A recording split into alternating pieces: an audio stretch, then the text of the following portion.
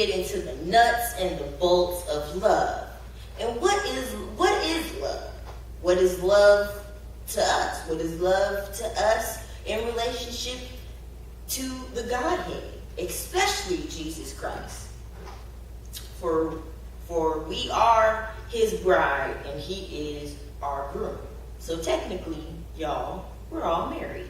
Amen. So today we're going to look through 4 stages of love.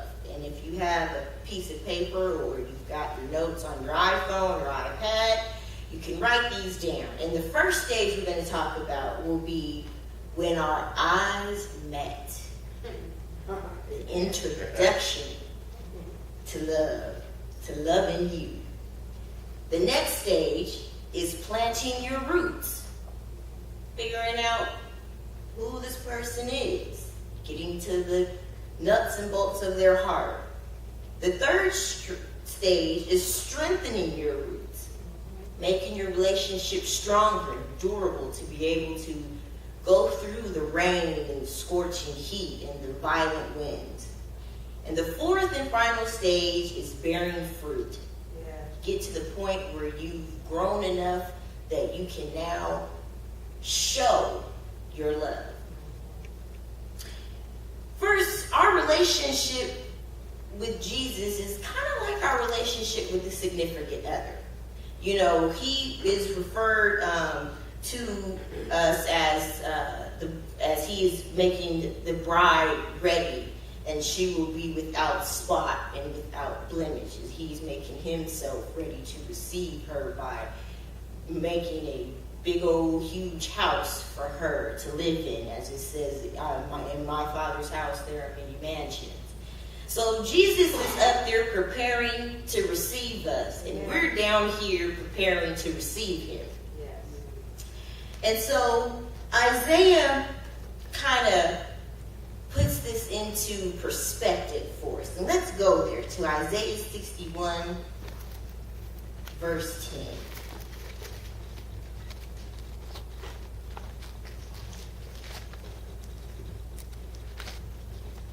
You know, when you're putting sermons and Bible studies together, you never know just how God just really speaks to us over and over and over again. He really wants us to get certain concepts, and love is definitely one of them. He says, Isaiah 61 verse 10, it says, I am overwhelmed with joy in the Lord my God. For he has dressed me with the clothing of salvation and draped me in the robe of righteousness. Yes. I am like a bridegroom in his wedding suit, or a bride with her jewels. That's how we're going to be when Jesus comes back. And we're all decked out in our bridal gowns. You know, I watched this show called Say Yes to the Dress. And I mean, I have seen some fantastic dresses. And there's this one dress that, if God so blessed me with a husband, especially a husband that would be able to afford that dress, I have it already picked out. I mean, this dress is awesome. It's got these big, huge jewels on the top, and it just kind of frames the top of the body, and it's this beautiful satin, just big old huge ball gown. I mean, the dress is beautiful. No one looks bad in it. I haven't seen not one person on that show that looks bad in that dress. And if that dress is spectacular to me, imagine what we're going to look like when we meet Jesus. Take your wedding dress, take your tuxedo, and then take that and multiply it by 1 billion trillion divided by infinity. And that is how beautiful we are all going to look on the day that Jesus comes back and claims us as his own.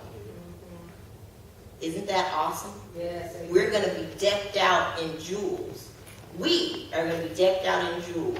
And they're going to be in our beautiful golden crown with our rubies and our amethysts and our pearls and our diamonds. We are going to be that bridegroom.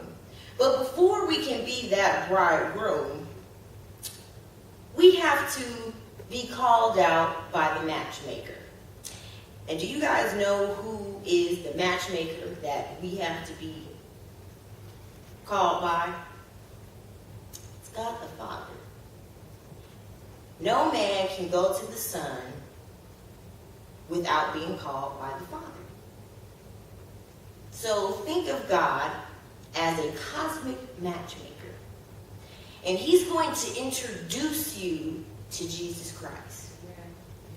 So if anybody's ever seen a matchmaking show, just think of God as that matchmaker. And you are the client. And he's going to match you up with Jesus Christ. And when you meet Jesus, you're like in awe. Yes. I mean, think about it. Think about when you met somebody that you really cared about. When you first took that look at her, or you first took that look at him. Like in my parents' case, my dad saw my mom, and he didn't believe my uncle that was his sister. He just could not believe that this pretty young thing over here was related to Paul Scott, his buddy. So when he saw her, he was like, oh, who is that? I have got to get to know her. So he moved them people on out the way, and he got to sit down and he got to talk to her. And they got to get to know each other, just like we do. How do you get to know Jesus? Well, you got to talk to him. That's right. You got to read his word. You've got to pray to him. You have to have those intimate conversations in order to let him know that you're interested in his way of life. That's right. Amen. Amen. You got to be like, I like you and I like your style. And I want to get to know you. I want to get next to you. Yeah. Because the closer you are to Jesus, the better your life becomes. Right. When you're in the beginning of a relationship, don't you feel all giddy and happy, and life is wonderful, and the birds only sing for you, and the sun only shines for you, and the Lord is just blessing you right now, and you are in absolute bliss when you meet this wonderful person. And that's how we are when we first meet Jesus. So we take our relationship to the next step, and we plant some roots. Now, how do you plant some roots? Well, you got to learn what the person's likes and dislikes are. Amen. What do you like to do on the weekend? Or, what is your family like? How do they get down? One of they say when you're building a relationship, you need to have the same political views, the same religious views, and the same views on how to raise children. If you got those three down, you're halfway there. Yes. So you've got to learn what Jesus's likes and dislikes are. Amen. And he's got to learn what your likes and dislikes are. Lord, I'm not really a flashy person. You didn't make me to be flashy. I'm not flashy. But you made this person to be flashy.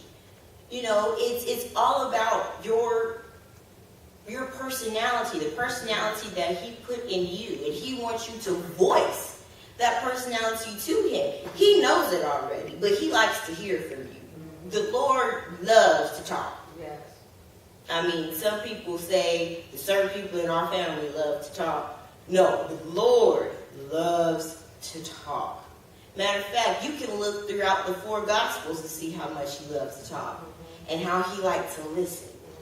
He liked to sit down and listen to the thoughts and ideas of his disciples, of the people that he was around. I mean, he would go to Mary, Martha, and Lazarus' house, and he would just hang out and kick it. That's why they call him a wine bibber, because he was in the taverns just hanging out. I mean, he literally would sit down and have a glass of wine and just talk and get to know and connect with the people who one day will be his bride.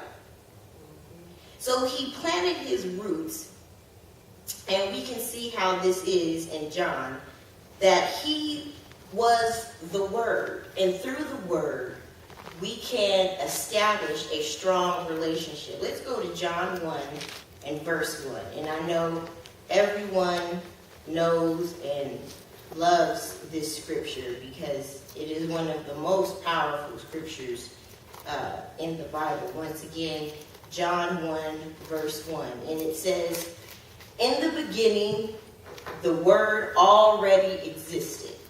See, in order to get to know somebody, you have to use words, whether you write them down or you speak them from your mouth. Why is that? Because Jesus is the Word. And we are a representation of Jesus Christ. And whatever Jesus Christ is, we shall be. So he says, the Word already existed. The Word was with God. The Word was God. He existed in the beginning with God. God created everything through him, through the Word. Yes. And nothing was created except through him, through the Word. Yes. Words are powerful. The Word gave life to everything that was created, including the rocks. And his life brought light to everyone. And the light shines in the darkness, and the darkness can never extinguish it. Amen. Planting your roots in a relationship takes verbiage. You have to speak it into existence. If you have a disagreement with someone, you need to speak about it. You don't hold it in, because holding stuff in creates a cancer. Physically and mentally, it can create a cancer inside of you that eats you up from the inside out. And until you have that, as Iyanla Vanzant says, that hard conversation, you will never get over your issues with the person that you're having a relationship with, including Jesus. Yes. Amen. Jesus, I'm mad at you. Well, why are you mad at me, Crystal? Well, I'm mad at you because my back hurts.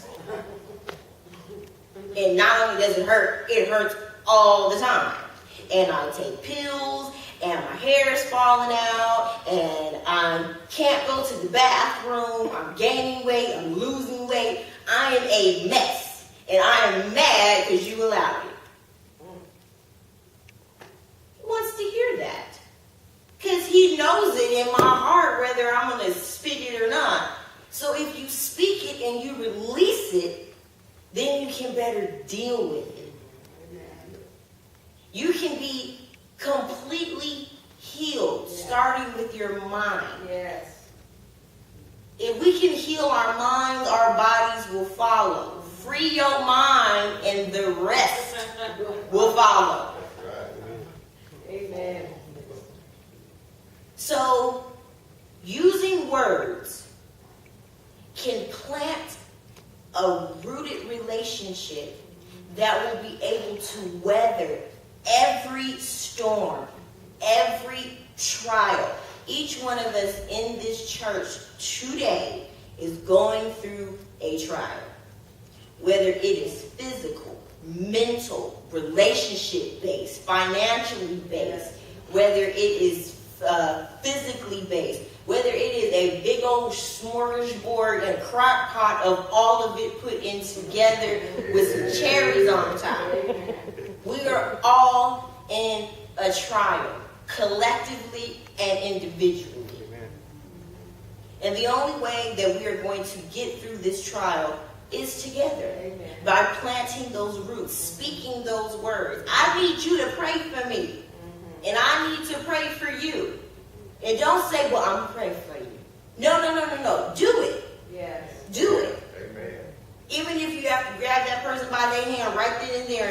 pray together. Pray in your prayer closet. Your prayer list should be so long that you might even say, Lord, I just take this prayer list in your name, and whatever and whomever is on it, please bless, guide, and direct them in their lives and make it all right. That's how long our prayer list should be. And then you get your highlights. Because if we are speaking and connecting to one another, if you are speaking and connecting to the person that you are in a serious relationship with, whether it be marriage material or friendship, then you're going to have a pretty good relationship, and you're going to always know where you stand with that person. Right. Amen. Jesus always wants to know where he stands with you, and you always want to know where you stand with Jesus. You got to talk to him. We have to talk to him. Another way that you can learn about somebody is to go through something with them. Yes. You know, I've seen couples watching my program, and they're getting married now, and they've gone through some things that just knocks me off my feet. This one woman gave a kidney to her boyfriend. They went on ahead and got married because she was diagnosed with stage 4 lung cancer. You go through it with somebody. Go through something with someone that you're in a new relationship with, and I guarantee you'll find out what they're made of. Sometimes God puts couples through things so that man and that woman can understand that maybe they're not good for each other. Sometimes God puts friendships through tests so that you can back away from that friendship. Sometimes God allows things to happen so you can appreciate that person. If you're in a relationship and that person loses a loved one, you're going to see how they act with loss. When they lose something, how do they conduct themselves? If they're diagnosed with something, how do they handle disappointments? You know, there's a long laundry list, and I have it right here on this pad of things that I said that could happen. Lose a job. But the most important thing is, how are you going to act when something happens to them? Are you going to be there? Are you going to stand by that person? Or are you going to be like, you know what, this is a bit much for me. I'm going to have to bow out gracefully. It's been real. You were a lovely host. I'm going to holler. Yeah, that so-and-so lost their job and they couldn't take me out nowhere. And I was just like, you know, because I'm high maintenance and I need stuff. I have needs. And I need them to have a job. Does that sound very fair? No.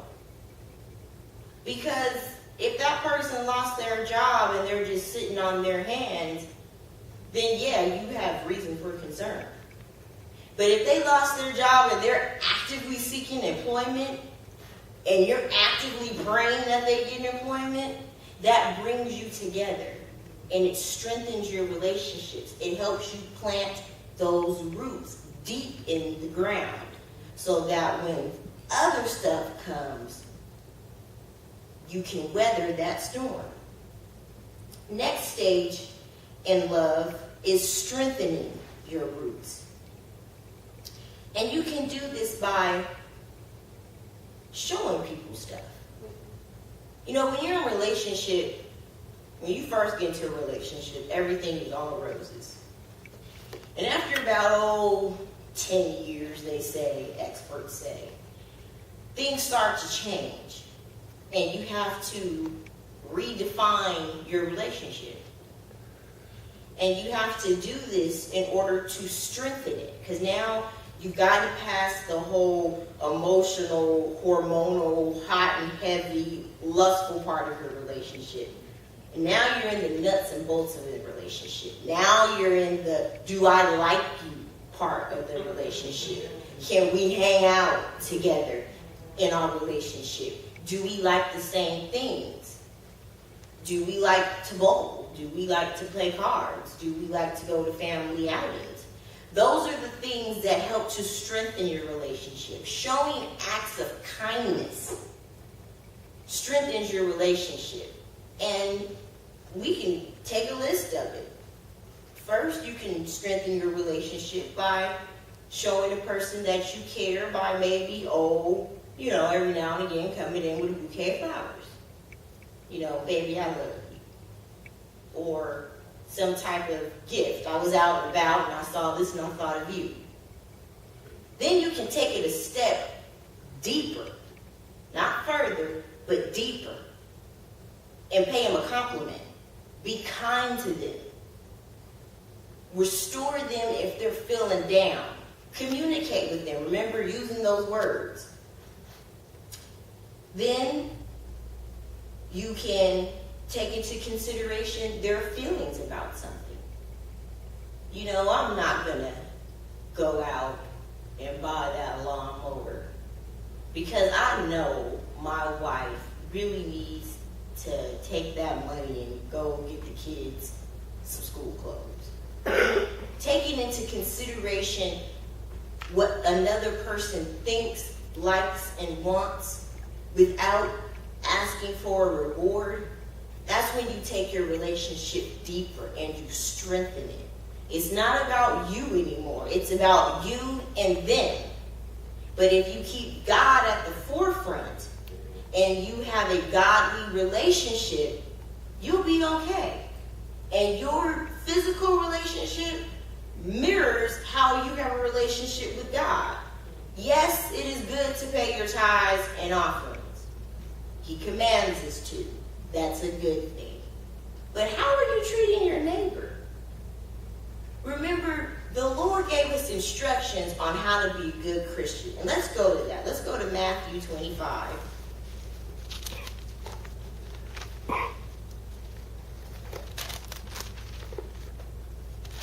Matthew 25, 34.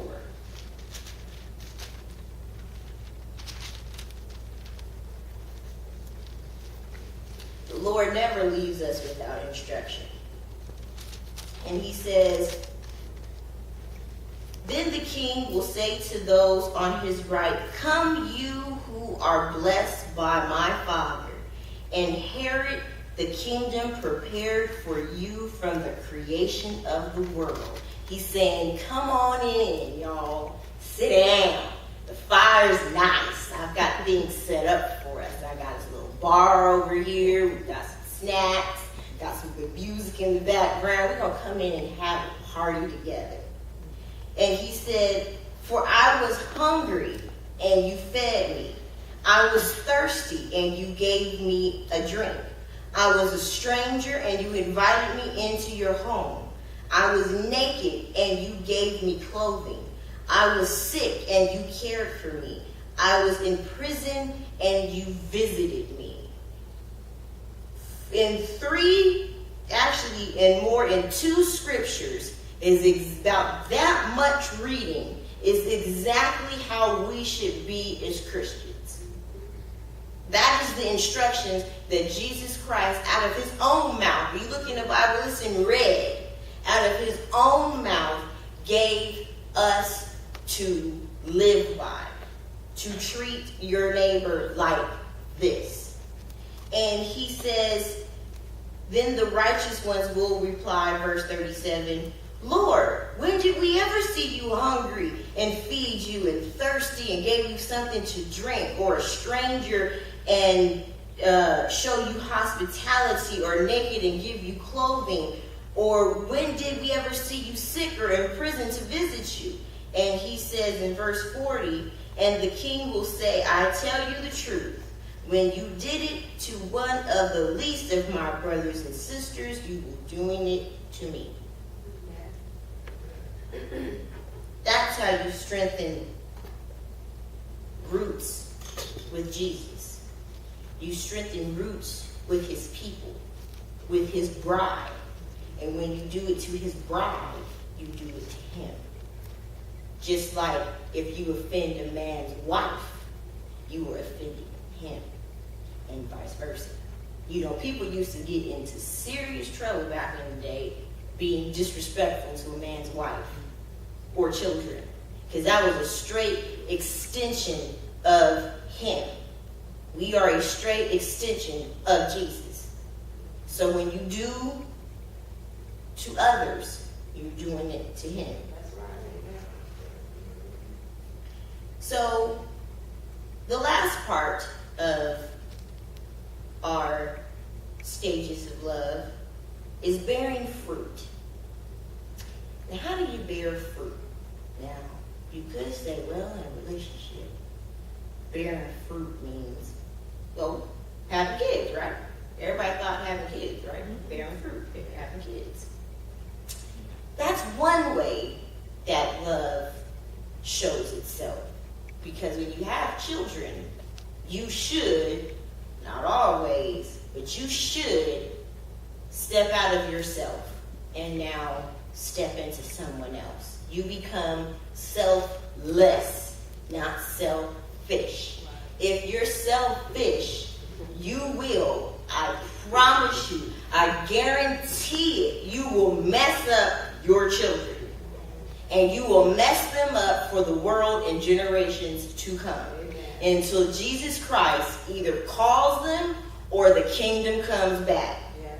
So remember that, world. If you are selfish and you have children and you continue in your selfish desires and mode of operation, you will mess up your children. Because they will will either model your selfish ways and pass that on, or they will be damaged and they will have insecurities. They will lack things, and certain other problems will pop up. So be selfless when you're having children. You don't even have to be a Christian. You just be, I would love for everyone to be a Christian, but if you're not a Christian, still be selfless. Think about your kids before you think about yourself. Make your decisions based on the well-being of your children. Do it in balance. Don't go overboard. But do it with them in mind. So that's one way of showing fruit. But the godly fruit that we're talking about here today is wisdom. When you're entering that fourth stage of love, when you've been through it together, like the Gaineses and my parents, they'll be married 35 years in September. When you've gone through some stuff and that character that God is building in you is coming out and people are seeing it, that's bearing fruit. When you can counsel a young couple or a young man or a young woman, that's bearing fruit. When you can impart your pearls of wisdom on those that want to listen and help them go in another direction, that is bearing the fruit of love that God wants us to have. When you are an older couple, and I've asked older couples, what is the secret to a long, healthy relationship? And a lot of them say, communication and trust. And some men will joke and say, your wife is always right. Happy wife, happy life. But when you sit them down and say, I want to hear all that cute stuff. I want to know what really happened behind closed doors and how did y'all make it? And they will sit down and they will impart wisdom upon you. And there's actually supposed to. Let's go to one of my favorite books. Let's go visit Titus. Titus really helps us to learn how to really conduct ourselves in the church. And when you conduct yourself this way in the church, you will conduct yourself this way in life. Let's go to Titus 2, verses 6 through 8. Once again, I'll be Titus 2, verses 6 through 8. And it says, in the same way, encourage young men to live wisely, This is to the older Christian. This is to the older man. And yourself must be an example to them by doing good works of every kind. Let everything you do reflect the integrity and seriousness of your teaching. Teach the truth so that your teachings cannot be criticized. Those who will oppose us will be ashamed and have nothing bad to say about us. And in the same way, older women need to teach the young women how to love and respect her husband. So, us older Christians, we have a great responsibility because we've been through it. We've been through the fire. You know, I can go to my parents and to my aunts and I can say, hey, this is what's happening to me. And they can give me sound advice on how to avoid a situation or come out of a situation because they've been there, done that. And many times I hear my mom say, she says, I really wish somebody would have been able to tell me that. And as many of us Christians that are in this church right now, we should be somehow, some way, letting some young person know, hey, we love you. There is a better way. I am here for you. Bishop T.D. Jakes is now on a major campaign. If you ever have a chance to see him on Oprah's Life Class, please record on your DVR. You're in for a treat. With Pastor Masker and T.D. Jakes, I stayed pretty fulfilled.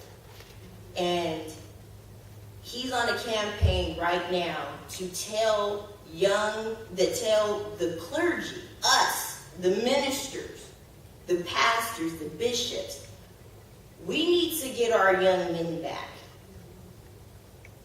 That is a fruit of mature love in Christ.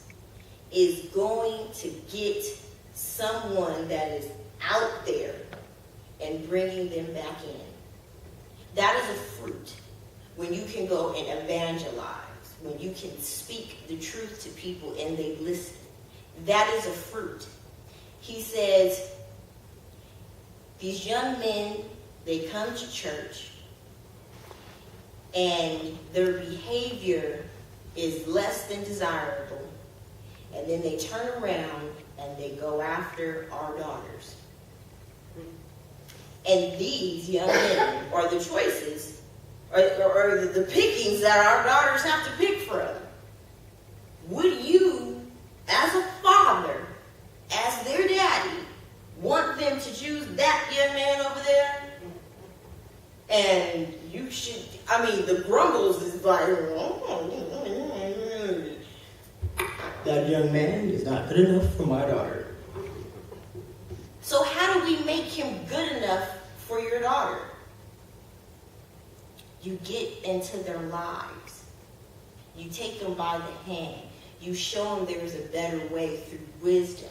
You say, hey man, I did this and this is what this got me. This is the end result. Do you want that? Because that's what's going to happen. Let me show you another way. Being there for teaching them things. Do you know that you can build such a relationship with someone by teaching them? I built a relationship with my grandmother Liza because she taught me how to bake. I built a relationship with my grandmother Deborah because we like to shop.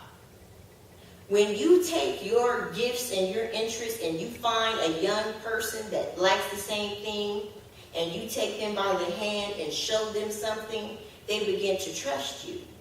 Then you can impart those words of wisdom in there. And that is showing love, because that's what Christ did. He came down. He stepped down from his divinity, came down here to this lowly world, and he took us by the hand, and he showed us how to live.